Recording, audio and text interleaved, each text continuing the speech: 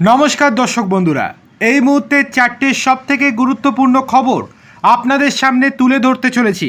তাই আপনাদেরকে অনুরোধ, পুরো ভিডিওটি দেখুন। ভালো লাগলে লাইক, কমেন্ট, শেয়ার এবং সাবস্ক্রাইব করতে একদম ভুলবেন না। তাহলে চলুন শুরু করা যাক এই ভিডিও। 1 নম্বর, সুপ্রিম কোর্টে বিরাট ধাক্কা খেল মমতা বন্দ্যোপাধ্যায়ের সরকার। তৃণমূলের আইনজীবী তথা রাজ্যসভার সাংসদ মেনকা গুরুস্বামীকে ব্যঙ্গ করলেন মহামান্য প্রধান বিচারপতি সূর্যকান্ত। শেষবারের মতো সতর্ক করল মমতা বন্দ্যোপাধ্যায়ের সরকারকে। কি হয়েছে চলুন বিস্তারিত দেখে নেওয়া যাক। গুরুস্বামী পশ্চিমবঙ্গের রাজ্যে নতুন ভোটারদের ব্যাপক হারে তালিকাভুক্ত করার বিষয়টি আজকে সুপ্রিম কোর্টে তুলে ধরেন এসআইআর মামলায়। বিচারপতি জয়মাল্য বাগচিকে নিয়েও গঠিত বেঞ্চের সামনে এই আইনজীবী বলেন, নতুন ভোটারদের যুক্ত করার জন্য শুধুমাত্র পশ্চিমবঙ্গেই ফর্ম 6 ব্যবহার করা হয়েছে। নির্বাচন কমিশন প্রায় 5 থেকে 7 লক্ষ নতুন ভোটার যুক্ত করেছে, যারা পশ্চিমবঙ্গের বাসিন্দা নন। ইউপি, বিহার থেকে নিয়ে এসে নাম তোলাচ্ছে কমিশন ফর্ম 6-এর মাধ্যমে। তাদেরকে ভোট দেওয়ানো করাবে নির্বাচন কমিশন। এই রকম গুরুতর অভিযোগ তোলেন তৃণমূলের আইনজীবী তথা রাজ্যসভার সাংসদ মেনকা গুরুস্বামী। মেনকা দেবী আরও বলেন, ভোটার তালিকা ফ্রিজ হয়ে গিয়েছে ইতিমধ্যে। এখন নতুন করে নতুন ভোটার কেন তুলছে ইলেকশন কমিশন? এরপরেই মহামান্য সিজিআই সূর্যকান্ত বলেন, আপনার কাছে ইলেকশনের বিরুদ্ধে ইলেকশন কমিশনের বিরুদ্ধে কোনো পোক্ত প্রমাণ আছে? তখন মেনকা দেবী মিডিয়ার তথ্য হাতিয়ার করার চেষ্টা করেন, আর তাতেই বিরক্ত হন মাননীয় প্রধান বিচারপতি সূর্যকান্ত। সিজিআই বলেন, আপনি মিডিয়া রিপোর্টের ভিত্তিতে ইলেকশন কমিশনের বিরুদ্ধে বক্তব্য রাখছেন এজলাসে। আপনি একজন সিনিয়র আইনজীবী, আপনার থেকে এটা কাম্য নয়। আপনার বক্তব্যে যেহেতু কোনো প্রমাণ নেই, তাই আপনার আবেদন গ্রহণযোগ্য নয়। এই আবেদনের কোনো ভিত্তি নেই। পত্রপাঠ রাজ্য সরকারের আবেদন খারিজ করে দেন মহামান্য প্রধান বিচারপতির বেঞ্চ। ভবিষ্যতে মিডিয়ার রিপোর্টের ভিত্তিতে কোনো তথ্য আদালতে তুলে ধরবেন না। এতে আমাদের সময় নষ্ট হয়। এরপরেই ক্ষমা চেয়ে নেন মেনকা গুরুস্বামী। তারপরে জাস্টিস জয়মাল্য বাগচি বলেন, যা অবস্থা দেখছি, পশ্চিমবঙ্গের জন্য সুপ্রিম কোর্টে আলাদা একটা বেঞ্চ গঠন করতে হবে। ঠাট্টার ছলে সিজিআই সূর্যকান্ত সায় দেন জাস্টিস বাগচির কথায়। এর আগেও আদালত পশ্চিমবঙ্গ সরকারকে সতর্ক করে জানিয়েছিল যে ভোটার তালিকার চলমান বিশেষ নিবিড় সংশোধন অর্থাৎ এসআইআর প্রক্রিয়াটি আটকে রাখার জন্য যেন কোনো অজুহাত দেখানো না হয়। গত 20শে ফেব্রুয়ারি আদালত নির্দেশ দিয়েছিল যে পশ্চিমবঙ্গে ভোটার তালিকার চলমান এই বিশেষ নিবিড় সংশোধন প্রক্রিয়ায় বিচার বিভাগীয় আধিকারিকদের সহায়তা করতে হবে। আদালত পুনরায় জোর দিয়ে বলেছিল যে এসআইআর প্রক্রিয়াটি অবশ্যই কোনো রকম বাধা ছাড়াই সুষ্ঠুভাবে এগিয়ে নিয়ে যেতে হবে।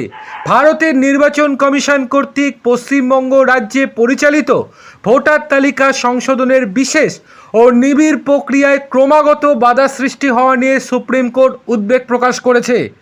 রাজ্যের পক্ষ থেকে উত্থাপিত নতুন বিষয়গুলির শুনানিকালে প্রধান বিচারপতি কান্ত বলেন, আমি এসআইআর বিষয়ক একটি নিবন্ধ পড়ছিলাম। পশ্চিমবঙ্গ ছাড়া অন্য সব জায়গায় এই প্রক্রিয়াটি অত্যন্ত মসৃণভাবে সম্পন্ন হয়েছে। নিবন্ধটিতে এই বিষয়টি উল্লেখ করা হয়েছিল। সম্প্রতি আদালত ভারতের নির্বাচন কমিশনের তত্ত্বাবধানে পশ্চিমবঙ্গে ভোটার তালিকার যে বিশেষ নিবিড় সংশোধন বা এসআইআর প্রক্রিয়া চলছে তার সমর্থনে একটি জোরালো বার্তা দিয়েছে। একই সঙ্গে এই প্রক্রিয়ায় কোনো রকম বাধা সৃষ্টি না করার বিষয়ে রাজ্য সরকারকে কঠোরভাবে সতর্ক করে দিয়েছে। প্রধান বিচারপতি সূর্যকান্ত স্পষ্টভাবে জানিয়ে দিয়েছেন যে 2026 সালের বিধানসভা নির্বাচনের প্রাক্কালে রাজ্যে বর্তমানে যে এসআইআর কার্যক্রম চলছে তাতে কোনো রকম প্রতিবন্ধকতা সৃষ্টি করার অনুমতি আদালত দেবে না। মহামান্য প্রধান বিচারপতি বলেছেন, প্রয়োজনীয় যে কোনো নির্দেশ বা ব্যাখ্যা প্রয়োজন হলে আমরা তা জারি করব, কিন্তু এসআইআর প্রক্রিয়ায় আমরা কোনো রকম বাধা বরদাস্ত করব না। এই বিষয়টি স্পষ্টভাবে বুঝে নিতে হবে। এবার চলে আসি দ্বিতীয় গুরুত্বপূর্ণ খবরে। বিকেল হতেই civic volunteer, village police, green পুলিশদের ছুটি দিয়ে দিল নির্বাচন কমিশন। আজকের বিকেল বেলাতেই একটা নোটিশ জারি করেছে নির্বাচন কমিশন। সেই নোটিশে কি আছে? সেই নোটিশে পরিষ্কারভাবে উল্লেখ করা হয়েছে, আজকে থেকে civic volunteer, village police, green পুলিশরা কাজ থেকে অব্যাহতি নিতে হবে। যতদিন ভোট না মিটবে ততদিন থানামুখী হতে পারবেন না তারা। এমনকি সিভিক ভলেন্টিয়ার বা অন্যান্য যে সমস্ত গ্রিন পুলিশ বা ভিলেজ পুলিশ আছে, তারা তাদের পোশাক পরে থানা বা রাস্তাঘাটে বেরোতেও পারবেন না। তারা এখন সাধারণ মানুষের সমান, তাদের আর কোনো দায়িত্ব নেই। এই মুহূর্তে নির্বাচন কমিশন পরিষ্কার জানিয়ে দিয়েছেন তারা ভোট দিতে পারবেন নর্মাল মানুষের সাথে, কিন্তু সেখানে কোনো রকম উর্দি থাকবে না।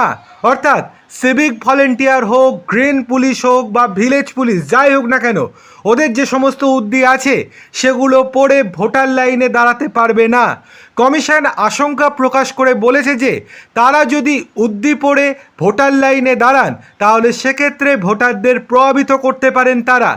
এমন কাণ্ড যদি ঘটানোর চেষ্টা করেন তাহলে সেক্ষেত্রে তাদেরকে জিজ্ঞাসাবাদের পাশাপাশি তাদের জরিমানা এবং তাদেরকে গ্রেপ্তার করা হবে বলে পরিষ্কার আজকে জানিয়ে দিল নির্বাচন কমিশন। এমনকি সমস্ত লিস্ট, অর্থাৎ পশ্চিমবঙ্গের প্রত্যেকটি থানায় কতজন সিভিক ভলেন্টিয়ার আছে, কতজন গ্রিন পুলিশ রয়েছে বা কতজন ভিলেজ পুলিশও রয়েছে, সমস্ত তথ্যই নির্বাচন কমিশনের কাছে আছে বলে জানিয়েছে নির্বাচন কমিশন।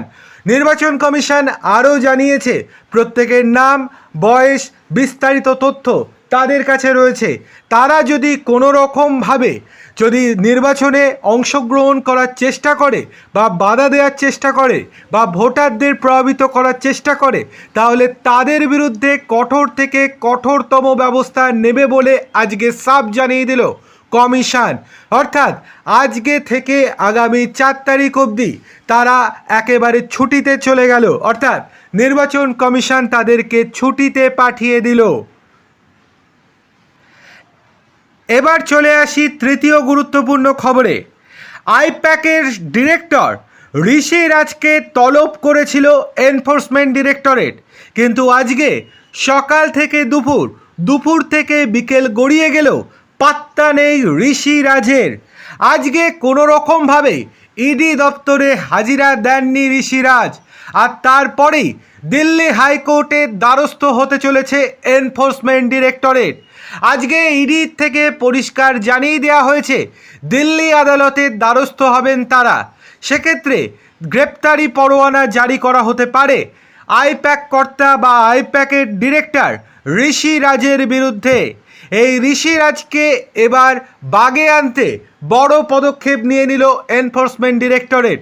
যেমন তিনি হাজিরা দেননি, তাই এবার তার বিরুদ্ধে দিল্লি হাইকোর্টের দ্বারস্থ হতে চলেছে এনফোর্সমেন্ট ডিরেক্টরেট। এবার চলে আসি শেষ অর্থাৎ 4 নম্বর গুরুত্বপূর্ণ খবরে। ভোটের মুখে বড় সিদ্ধান্ত কেন্দ্রীয় সরকারের। লক্ষ্য বাংলা, তাই প্রচারে কোনো ফাঁক রাখতে চাইছেন না প্রধানমন্ত্রী নরেন্দ্র মোদী থেকে কেন্দ্রীয় স্বরাষ্ট্রমন্ত্রী অমিত শাহ। বাংলায় প্রথম দফার ভোটের দিনও তাই প্রচারে ব্যস্ত থাকবেন মোদী শাহ। বিজেপি সূত্রের খবর, আগামী 23 এপ্রিল রাজ্যে প্রথম দফার ভোটের দিন 2টি জনসভা রয়েছে মোদীর। প্রথমটি উত্তর 24 পরগনার ব্যারাকপুরে এবং দ্বিতীয়টি দক্ষিণ 24 পরগনার মথুরাপুরে। তারপরেই হাওড়াতে ওই দিন রোড শো রয়েছে নরেন্দ্র মোদীর। একই দিনে রাজ্যের 2টি সভা রয়েছে অমিত শাহেরও। হুগলি লোকসভা ও আরামবাগে সেই দিন দুপুরে জনসভা করবেন শাহ। বিকেলে বারাসাতে রোড শো রাখছেন কেন্দ্রীয় স্বরাষ্ট্রমন্ত্রী। অর্থাৎ প্রথম দফার ভোটের দিন রাজ্যে থাকছেন মোদী শাহ।